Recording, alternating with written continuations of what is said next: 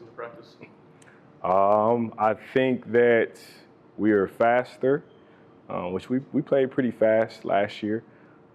We have a lot of guys that can shoot the ball, spread the floor.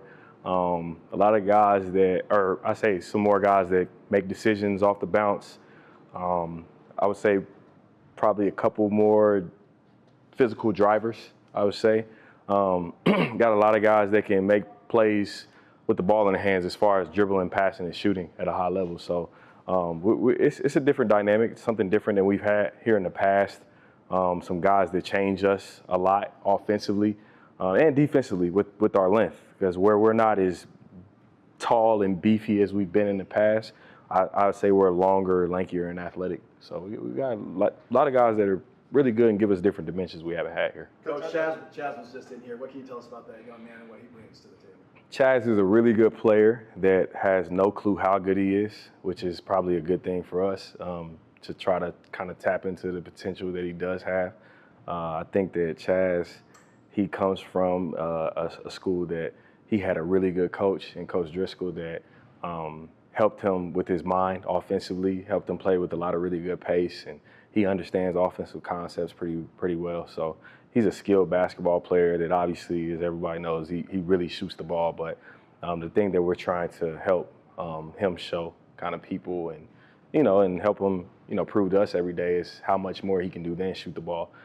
He has really good, like I said, pace and feel and ball screens. He's a really, really good passer, something that I could see on film, we saw, but you don't know until you're in the gym with him every day. And he's a really good kid, really good guy. He's a great teammate. He's almost too nice of a guy at times, which, his teammates have gotten at him about it a few times to trying to get him that extra edge. But he's a really, really good player, but more importantly, he was a good fit for our program as far as a person. How useful? Sorry. Summer's always been important. You guys are blending these pieces in, but in the past it's been 4 or 5 freshmen. Now it's 4 or 5 upperclassmen. How has that changed your all's process? I don't think it's changed our process much. If you ask Coach, I think he'd say the same thing. The expectations are just what they are. We spent the first few practices of the summer, I think, kind of going through baby steps and more so teaching, talking guys through, helping guys understand our why and why we do things and why we want to do them at this pace and this speed. But now we've kind of like knocked the training wheels off and we're going. And it's kind of now I think Coach is getting guys used to, I think, the factor of the durability. You know what I mean? How hard we go for how long we go. Helping them understand how hard it is to play in the SEC. Getting guys playing up and down with each other so they're understanding, just at I would say the pace in which we have to play at night in and night out, and kind of trying to simulate that in practice, which we're doing a pretty decent job of, I think.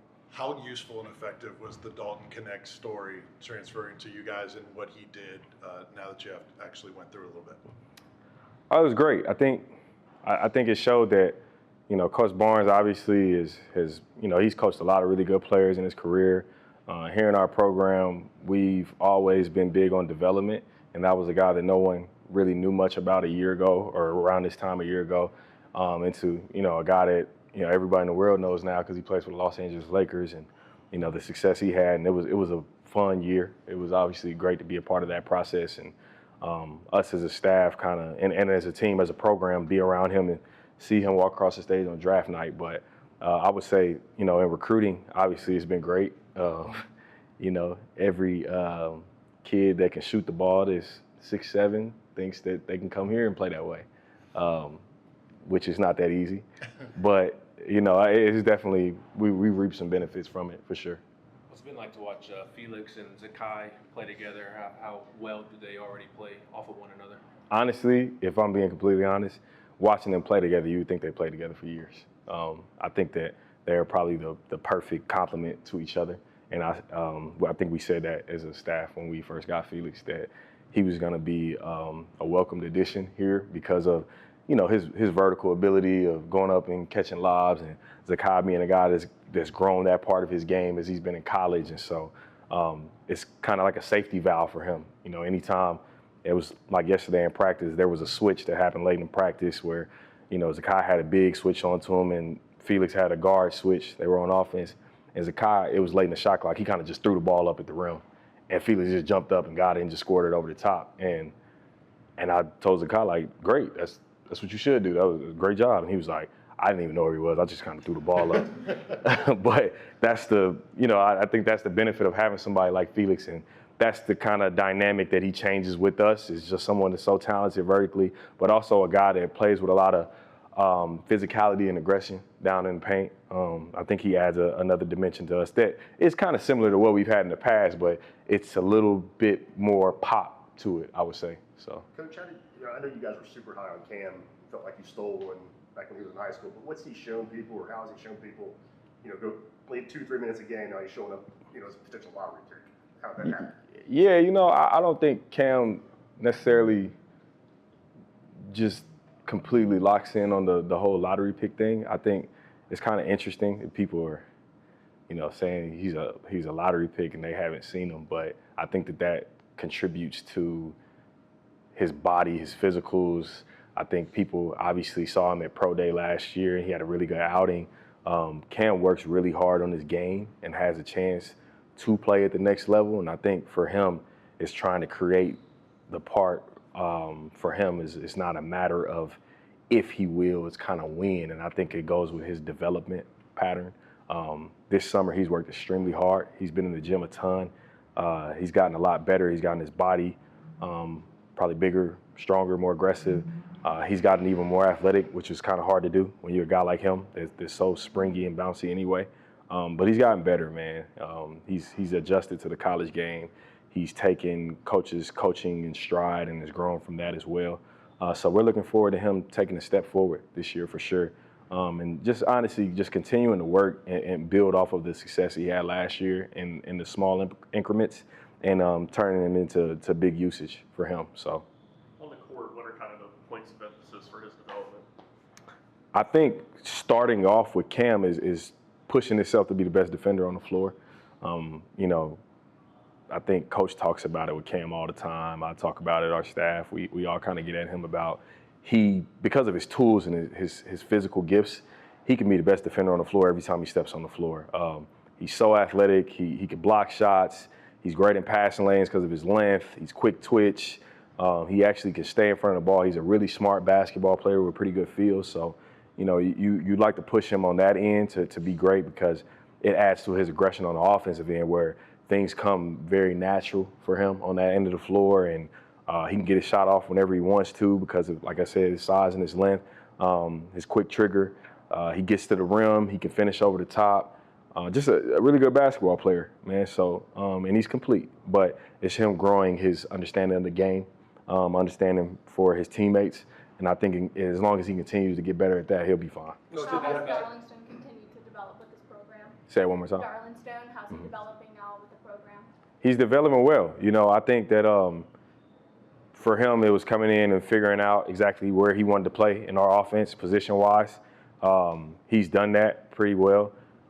Yesterday, it was good because I think his attitude and approach is really good for us. He's a straight and narrow, gets to work. You guys talk to him. He doesn't say much. You know what I mean? You can get him to talk and smile, but off his first impression, he just kind of looks like a guy that just isn't about too much. I'm sure you guys saw the interview you had with Vol Hoops. It was really dry, but that's kind of him in a funny way. But like yesterday, we had a time in practice where Coach challenged him, and he probably dominated practice from then on. So he shows a really strong competitive nature that he has, and I think a winning formula that kind of comes from his pedigree that he's already brought with him that is definitely going to be welcomed here. A couple more for Rod. Coach, have you had a chance to watch DK in the summer league? I have. What are your thoughts? I have. He's not at Tennessee anymore playing defense, so he's got to have his teammates help him a little bit more, or maybe do some things on his end. But I actually talked to him a couple of nights ago, just getting his feel for the NBA game. I thought he performed really well. I think sometimes when people watch Summer League, they want guys to score 40 and just completely dominate every single game. Where with him, he had some games where he was extremely dominant, and he showed his shot-making ability and his ability to make plays defensively and make guys better. I think that the thing that I'm most proud of watching him in Summer League is him showing his ability to facilitate and pass the ball. He's done that at a high level where here you saw it in spurts, but I mean, a guy was averaging 25 in league play, so he wasn't, it was kind of the little dude's job to kind of pass to everybody, right? But he's able to show that and show different parts of his game. J.J. Redick has talked to Coach a few times, and he's been super complimentary. Dalton loves him. He's been watching film with him and putting extra time in with him. So I think the thing that the Lakers will love the most is the willingness to work and be better that he's going to have. So I think it's been great. What kind of player do you guys have in Milicic? Igor is different. When I talk about the guys that have changed the dynamic of our team, he's probably one of the main guys that you think about. Since Coach has been here, I'm sure you guys have watched Tennessee basketball. When has he had a guy that plays the 4, that is 6'10", that could dribble, pass, and shoot? And when I say shoot, I mean could possibly shoot 38 plus from 3, right? He hasn't had that, and Coach would be the first one to say never had anything like that. The things he can do with the ball, Coach had him running a point for a little bit yesterday in practice and actually looked good. We've tried some different things with him, and he's met the challenge. He's really competitive. He plays really, really hard. His dad is a high-level coach over in Europe, and his dad called the other day and said Igor says it's the hardest thing he's ever done, and it's the most fun in basketball he's had. So we're playing really fast. He's come from 2 programs that didn't play super fast basketball, and he's came into practice and elevated practice completely with his pace of play and his skill and feel for the game. So it's been a fun, and it's been welcomed. I think he's going to add a completely different dynamic than we've had to our team, and something that we're welcoming. We're just going to continue to challenge him on the defensive end. And, he's met every challenge thus far, so you just hope that he continues to do that. One more quick one from Ben, and then we're done. JP and Cade, what type of off seasons have they had? Great, man. They both have worked really hard. Cade went home for like 6 days and came right back. JP went home for 10. So they've been here a ton. They've changed their bodies. JP got his 6-pack back, which is great. We were happy to see that because he got a little pudgy at the end of the year. You know what I mean? Too many team dinners. But Cade has changed his body. He's worked on his shot a lot. It's gotten a lot better.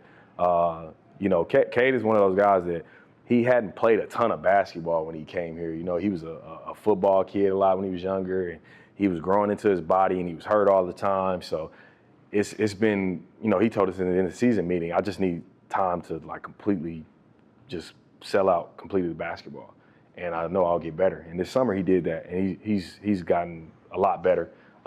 He's doing great in practice, finishing the ball well. He's gotten better with his playmaking on the perimeter, so he's been great. JP just got to continue to build off the end of his year because I felt like it was really promising. Obviously, he played a lot of minutes in the Purdue game where he guarded Zach Edey, showed he had enough toughness to do that. Offensively, he's probably the best post scorer that we have, so he has to keep growing in that area, and he has to be the guy that when we need to be bailed out and get it easy too, we have to be able to throw the ball to him and get something easy. And I think he's grown in that aspect of the game. He's grown in his ball screen defense. So he's going to continue to get better. Cade will too. And, Coach is going to stay on him. But, up to this point, I mean, they've answered the bell every time it was rain. So Thanks, Rob. Thanks, Coach. no problem. Thank you guys.